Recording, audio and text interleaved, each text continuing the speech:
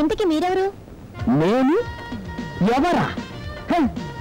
సంవత్సరం తర్వాత నా గురించి పేపర్లో హెడ్లైన్స్ వస్తుంది, చదివి తెలుసుకోండి. అదేంటండి, బెల్ట్ బాంబు కట్టుకుని ఏ దేశం లేకుండా చంపేస్తారా?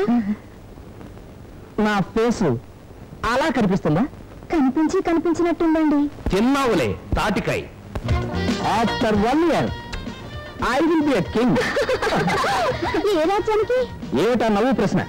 అబ్బే, రాజ్యాలే పోయాయి కదా, మీరు రాజ్యాలు అవుతారా అని. కదా, మరి నేను రాజుని ఎలా అవుతాను? బలి నెత్తి మీద బల్లి పడితే మరణం అని ఎడపొర్తి వారి పంచాంగంలో ఉంది. అంటే నేను రాజుని అవ్వకుండానే తప్పా కట్టేస్తానా? ఎవడో దళిత శాస్త్రి గారు,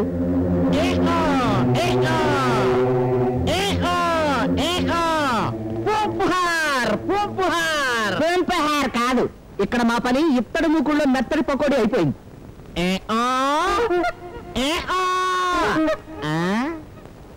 నీ నెత్తి మీద తెల్లబల్లి పడింది కదూ? ఎలా చెప్పావు? చిరంజీవి అల్లు రామలింగయ్యకు పూంపుహారవుతాడని, అమల నాగార్జునకు పూంపుహారవుతుందని ఎలా చెప్పానో ఇది కూడా అలాగే చెప్పాను.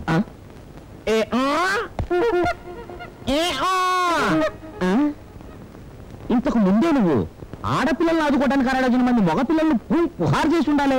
అబ్బా, అవన్నీ కరెక్ట్ గానే చెప్పావు, కానీ ఆ ఒక్క విషయమే తప్పు చెప్పావు. ఏమిటది? ఆఫ్టర్ 1 year నేను ఏమవుతాను? కింగ్ అవుతావు అని చెప్పాను. మరి అదే తప్పు చెప్పావు. అసలు ఇప్పుడు రాజ్యాలు లేవు కదా, నేను రాజుని ఎలా అవుతాను? నీ డౌట్ నా ఫేస్ లా ఉంది. నువ్వు చాలా పెద్దవాడు అవుతావు అంటే అర్థం 12 అడుగులు పొడుగు పెరుగుతావని కాదు. నీకు రాజయోగం పడుతుందంటే నువ్వు రాజువై కిరీటం పెట్టుకొని గుర్రం ఎక్కి కచ్చి యుద్ధం చేసి చస్తావని కాదు. ప్లాస్టిక్ అదుపతి అవుతావని. కింగ్ అంటే అర్థం అది. తిప్పావలే తెడ్డు. ఎప్పుడో కింగ్ని ఎలా అవుతాను? ఎప్పుడు బల్లి పడితే. బల్లి పడితే ఏమవుతుంది? నెత్తి మీద బల్లి పడితే మరణం కదా. మరణం నీకెందుకు అవుతుంది? మరెవరికి అవుతుంది? బల్లికి అవుతుంది. నిజమా?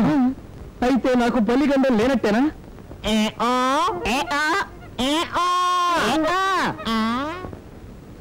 ఏం చెప్పింది? నీకు బల్లి గండం లేదు, పిల్లగండం ఉందని చెప్పింది. పిల్లగండమా? కన్నె పిల్లల్ని గండం నుంచి గట్టెక్కించగానే బల్లి పడింది కనుక పుహార్లా బల్లి హత్య పథకం చుట్టుకొని నీకు కన్నె పిల్ల గండం వచ్చి పడింది. అమ్మో, మళ్ళీ ఈ ఫిట్టింగ్ ఏంటి? ఈ లెక్క నాకు రాజయోగం లేనట్టేనా? ఇవాళ రేపట్లో కన్నె పిల్ల గండం నుంచి గట్టెక్కగలిగితే సింహాసనం ఎక్కుతావు, లేకపోతే పాడెక్కి పుహా.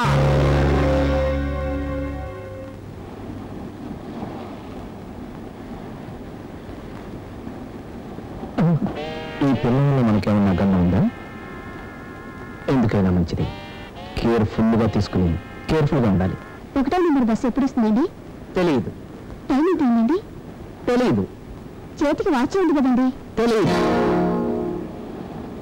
Mummy mummy, daddy ice cream కొనిపెట్టారు, తిను.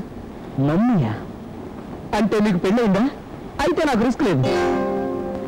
నీకు పెళ్ళవలేదేమో, ప్రొసీడ్ అయిపోయి అనవసరంలో ఇరుక్కోవడం ఎందుకని భయపడ్డాను. పెళ్ళైపోతే ఇంకే హ్యాపీ. ఏంట్రా వాగుతున్నావు? మా ఆవిడికి పెళ్ళి అయితే నీకు హ్యాపీయా? నా ఉద్దేశం అది కాదు అన్నగారు. అన్నగారా? అలాంటి అదవరుసలు కలిపి ఇంకెట్టుకో. అవును, ఆ రోజు లేడీస్ టాయిలెట్ లో తోసి తలిపేసి పోలీసులు పట్టించింది నువ్వే కదా? గుర్తుపట్టేశావన్నమాట. జ్ఞాపకశక్తి ఎక్కువే. వస్తా. హలో, గిఫ్ట్ తీసుకోకుండా వెళ్తావా? గిఫ్టా? ఎందుకు? నన్ను జైల్లో పెట్టింది. కదలకుండా అలాగే నుంచి. రెడీ? 1 2 3.